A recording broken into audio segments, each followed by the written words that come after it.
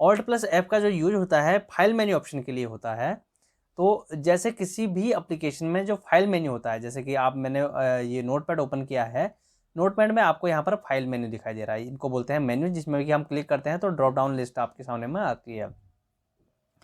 MS word के जो 2003 version है वहाँ पर भी आपको फाइल मेन्यू मिल जाएंगे, इस तरीके से मेन्यू ऑप्शन मिलते हैं। 2007 या उसके अपर वर्जन में आपको वहाँ टैब दिखाई देते हैं। तो जहाँ पर भी अगर फाइल मेन्यू है किसी भी ऑप्शन में है वहाँ पर आप इनका यूज़ कर सकते हैं। इसके लिए आपको ऑल्ट प्लस एफ आपको प्रेस करना है। तो जैसे मैं अपने कीबोर्ड से ऑल्ट प्लस एफ प्रेस करता हूँ तो आपको देखिए फाइल मेन्यू ये ओपन होके आ चुका है। नेक्स्ट है F1। F1 का यूज देखिए हम होता है हेल्प के लिए। मैं F1 प्रेस यहाँ पे कर रहा हूँ तो आप देखोगे एक हेल्प ऑप्शन ओपन हो जाएगा।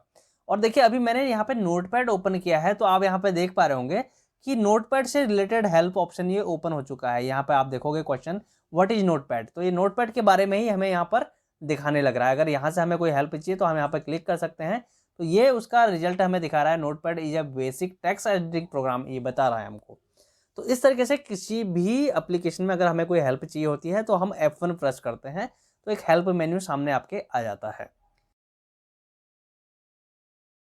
नेक्स्ट है कंट्रोल प्लस ए।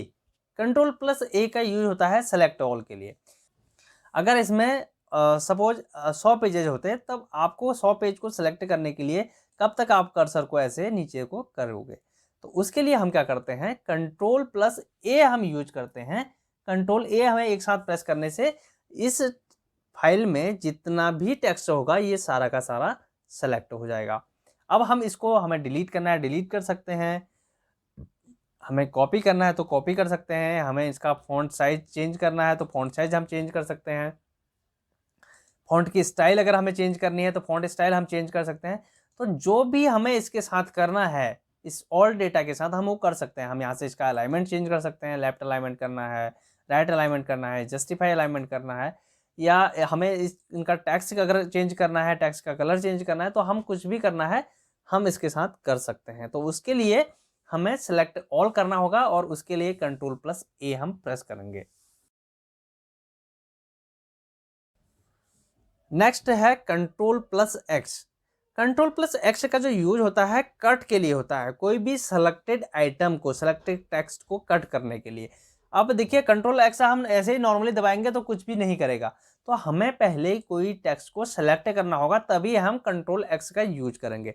देखिए जैसे मैंने डॉक्यूमेंट यहाँ पे सेलेक्ट कर लिया है, अब मैं कंट्रोल प्लस एक्स करता हूँ तो जो भी मैंने सेलेक्ट किया था, मैंने डॉक्यूमेंट जो वर्ड था उसको सेलेक्ट किया था तो उसको इसने कट कर दिया है। इसी तरीके से कंट्रोल प्लस डेल भी जो है कट सेलेक्टेड टेक्स्ट के लिए किया था। जैसे कंट्रोल एक्स का हमने यूज किया, सिमिलरली हम कंट्रोल प्लस डेल का यूज भी उसी के लिए करते हैं। जैसे आप देख पा रहे हो यहाँ पे एंड लिखा है, मैं करता हूं कंट्रोल प्लस डेल, तो आप देखिए ये भी कट हो चुका है। नेक्स्ट जो है वो है कंट्रोल प्लस सी। कंट्रोल सी किसी भी सिलेक्टेड आइटम को कॉपी करने के लिए यूज होता है। जैसे कि ये अदर यहाँ पर हमने सेलेक्ट कर लिया है, अब अगर हम कंट्रोल प्लस सी प्रेस करते हैं कीबोर्ड से तो ये कॉपी हो जाएगा और क्लिपबोर्ड में अभी तक ये सेव है। अगर मैं इसको कहीं पर पेस्ट करता हूँ तो ये पेस्ट भी हो जाएगा। तो इस तरीके से नेक्स्ट जो है कंट्रोल प्लस इंसर्ट। तो कंट्रोल इंसर्ट अगर आप सी प्रोग्रामिंग करते हो वहां पर भी आपने देखा होगा कंट्रोल प्लस इंसर्ट जो है वो कॉपी के लिए यूज होता है, वहां पर कंट्रोल सी यूज नहीं होता है। तो देखिए जैसे यहाँ पर मैंने वी विथ लिखा है, अब मैं कंट्रोल प्लस इंसर्ट यहाँ पर पेस्ट करता हूँ तो ये कॉपी हो गया होगा, और अगर मैं इसको यहाँ पे जाके पेस्ट कर देता हूँ तो ये पेस्ट भी हो जाएगा। ये देखिए इस तरीके से ये विथ जो है पेस्ट भी हो गया है। कंट्रोल वी का जो यूज है वो पेस्ट करने के लिए है। अगर हमने कोई डेटा को सिलेक्ट करके कॉपी किया है और वो क्लिपबोर्ड में सेव है, जैसे मैंने कंट्रोल सी कर दिया है, ये हमारे क्लिपबोर्ड में सेव है, तो अगर इसको हमें कहीं पर पेस्ट करना है, सपोज मैं यहाँ पर न्यू लाइन ले लेता हूँ और यहाँ पर अगर मुझे पेस्ट करना है राइट क्लिक करके भी पेस्ट कर सकते हैं, और हम normally control plus V paste कर सकते हैं तो ये पेस्ट हो जाएगा। अब देखिए इसी तरीके से शिफ्ट प्लस इंसर्ट जो है वो भी पेस्ट करने के काम आता है। तो अभी मैं शिफ्ट प्लस इंसर्ट यहाँ पर प्रेस कर रहा हूँ तो हम किसी फाइल फोल्डर या किसी भी आइकन को भी कट कॉपी पेस्ट के लिए शॉर्टकट की का यूज कर सकते हैं। जैसे कि अगर ये कोई फाइल है इसको मुझे कट करना है तो मैं Ctrl+X यहाँ से कर सकता हूँ, और इस फाइल में मुझे अगर पेस्ट करना है तो इसे ओपन करने के बाद मैं यहाँ पर इसे Ctrl+V कर सकता हूँ। तो इस तरीके से हम किसी भी फाइल और फोल्डर को भी कट कॉपी पेस्ट के हेल्प से मूव कर सकते हैं या उसमें यूज कर सकते हैं।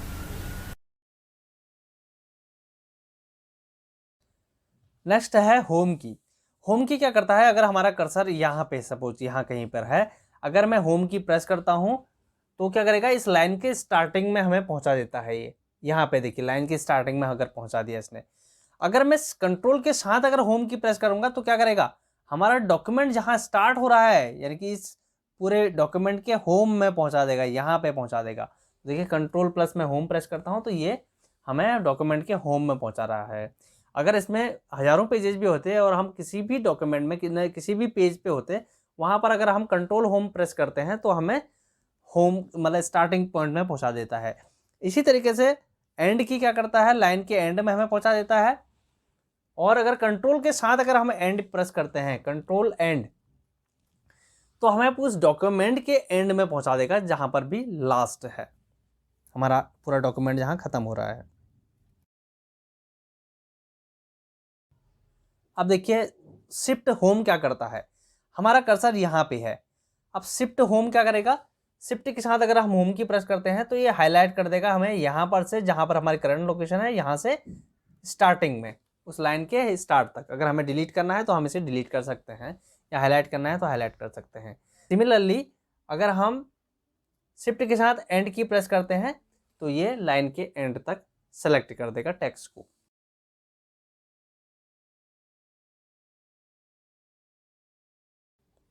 नेक्स्ट है Alt+Tab। Alt टैब का काम है स्विच बिटवीन ओपनिंग एप्लीकेशन। जितने भी एप्लीकेशन ओपन है उनमें हमें स्विच करता है। जैसे कि अगर मैं यहाँ पर Alt टैब दबाता हूँ तो इसके बैकग्राउंड में देखिए पेंट था तो वो ओपन हो चुका है, फिर से मैं Alt टैब दबाता हूँ तो फिर से वर्ड में आ जाएगा। तो इस तरीके से हम दो एप्लीकेशन को जो है वो स्विच कर सकते हैं। फिर नेक्स्ट है Alt+Shift+Tab। तो Alt+Shift+Tab का यूज हम किस तरीके से करते हैं, जब बहुत सारे एप्लीकेशन आपको दिखाई देते हैं। तो जितने भी एप्लीकेशन खुले थे ये सारे हमको यहाँ पे दिखाई दे रहे हैं।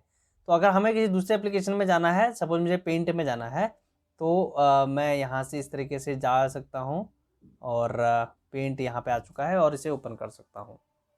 यही काम अगर हम ऑल्ट को प्रेस करे रखें और अब हम टैब दबाते हैं, देखिए ऑल्ट को प्रेस आपको करे रखना है, एक थंब से आप ऑल्ट को प्रेस कर सकते हैं और अब हम टैब की से देखिए यहाँ पर स्विच कर सकते हैं किसी भी एप्लीकेशन में। तो जैसे यहाँ पर सी प्रोग्रामिंग ओपन है तो मैं इसे क्लिक करता हूँ तो यहाँ पे आ जाएगा। और या फिर अगर हम देखते हैं एक्सेल, तो ये एक्सेल ओपन हो रहा है। और इसके बाद अगर हम पेंट, तो इस तरीके से हम किसी भी एप्लीकेशन में यहाँ से स्विच कर सकते हैं। नेक्स्ट है F2। देखिए F2 का यूज हम कब करते हैं, किसी भी फाइल या किसी फोल्डर या किसी भी आइकन का अगर हमें रीनेमिंग करना है, उसको उसका नाम हमें चेंज करना है, तो रीनेम के लिए हम F2 का यूज कर सकते हैं। तो हम जैसे F2 प्रेस कर रहे हैं, कीबोर्ड से मैंने F2 प्रेस किया तो देखिए यहाँ पर हमारे पास इसको डिलीट करके कोई दूसरा नाम रखने का ऑप्शन हमारे पास आ चुका है। तो इस तरीके से हम कुछ भी की अगर टाइप करते हैं तो हम इसको हम रीनेम। नेक्स्ट है F5। F5 का यूज रिफ्रेश करने के लिए किया जाता है। जैसे कि हम राइट क्लिक करते हैं, रिफ्रेश करते हैं, या कहीं पर अगर हम इंटरनेट पर भी काम कर रहे हैं और बहुत स्लो स्पीड चल रही है या किसी वजह से कहीं पर फंस चुका है तो हम रिफ्रेश करते हैं। तो वही अगर आप कीबोर्ड में F5 की प्रेस करते हैं तो ये इस तरीके से रिफ्रेश का काम हमें करता है।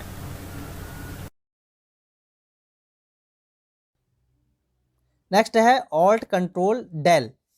Ctrl+Alt+Del या Alt+Control+Del, तो ये रिबूट करने के लिए काम आता है या फिर विंडोज़ का टास्क मैनेजर ओपन करने के लिए काम आता है। तो जैसे अगर हम कई बार हमारा हैंग हो जाता है तो वहाँ पर अगर हमें रिस्टार्ट करना होता है तो Alt+Control+Del हम दबाते हैं।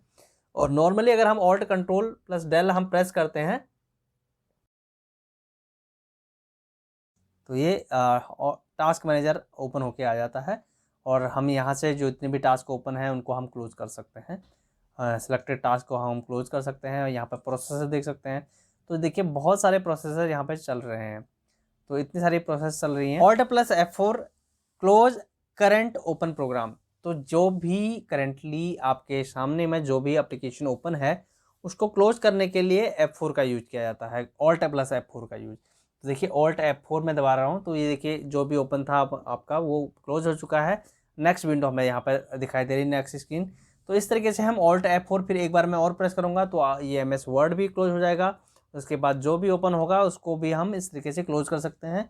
और जब सारे एप्लीकेशन क्लोज हो जाते हैं तो यही ऑल्ट F4 जो है वो शट डाउन का ऑप्शन भी आपके सामने में लेके आता है, यानी कि यहीं से आप अपने कंप्यूटर को शट डाउन भी इससे कर सकते हैं। नेक्स्ट है कंट्रोल F4। कंट्रोल F4 क्या करता है, जो भी एप्लीकेशन ओपन है उसको क्लोज कर देता है, उसके उस प्रोग्राम को क्लोज कर देता है। जैसे कंट्रोल F4 में प्रेस कर रहा हूँ यहाँ पर, तो देखिए do you want save change ये पूछ रहा है। अगर हम सेव करते हैं तो इसको सेव करेगा, नहीं तो अगर डोंट सेव कर देते हैं तो इसको ये क्लोज कर देगा। बट एप्लीकेशन क्लोज नहीं हुआ है, MS वर्ड अभी भी ओपन है और यहाँ पर आपको कोई भी फाइल ओपन दिखाई नहीं दे रही है, क्योंकि सारे फाइल जो भी ओपन थे सब क्लोज हो चुके हैं। और हम फाइल में क्लिक करके यहाँ पर रिसेंट में कोई भी अगर एप्लीकेशन है उसको हम ओपन कर सकते हैं। किसी भी फोल्डर की आप प्रॉपर्टी अगर आपको ओपन करना है तो आप ऑल्ट प्लस एंटर कर सकते हैं। उसको सेलेक्ट कीजिए उस आइकन को या उस फाइल को, और ऑल्ट प्लस एंटर आप करेंगे तो उसकी प्रॉपर्टी जो है वो ओपन होके आपके सामने में आ जाएगी इस तरीके से। जैसे अगर हमारा माउस काम नहीं करता, माउस का राइट क्लिक काम नहीं करता है, तो हम क्या कर सकते हैं, अगर मुझे राइट क्लिक करना है किसी भी आइकन पे, किसी भी फाइल पे, किसी भी फोल्डर पे, तो उसके लिए हम क्या कर सकते हैं, आपको बस जस्ट ही शिफ्ट प्लस F10 अपने कीबोर्ड से प्रेस करना है। तो शिफ्ट प्लस F10 प्रेस करते ही ये राइट क्लिक का काम करने लग जाएगा इस तरीके से। इस तरीके से ये देखिए शिफ्ट प्लस F10, तो ये राइट क्लिक का काम करने लग जाता है। अब last but not the least, shift plus del. तो शिफ्ट प्लस डेल का यूज हम परमानेंटली किसी फाइल को, किसी फोल्डर को या किसी भी आइकन को अगर हमें परमानेंटली डिलीट करना है तो हम उसके लिए शिफ्ट के साथ डेल प्रेस करते हैं। अगर नॉर्मली हम डिलीट करते हैं किसी भी फाइल को, किसी फोल्डर को, तो वो रिसाइकिल बिन में जाता है। अगर हमें परमानेंटली डिलीट करना है तो हम शिफ्ट प्लस डेल का यूज करते हैं परमानेंटली डिलीट करने के लिए। तो आई होप कि आपको वीडियो पसंद आई होगी, और अगर ये कॉन्सेप्ट आपको शॉर्टकट कीज का समझ में आया है तो आप वीडियो को लाइक ज़रूर करिए। अगर अभी तक आपने चैनल को सब्सक्राइब नहीं किया है तो I request you please subscribe the channel. Thank you very much.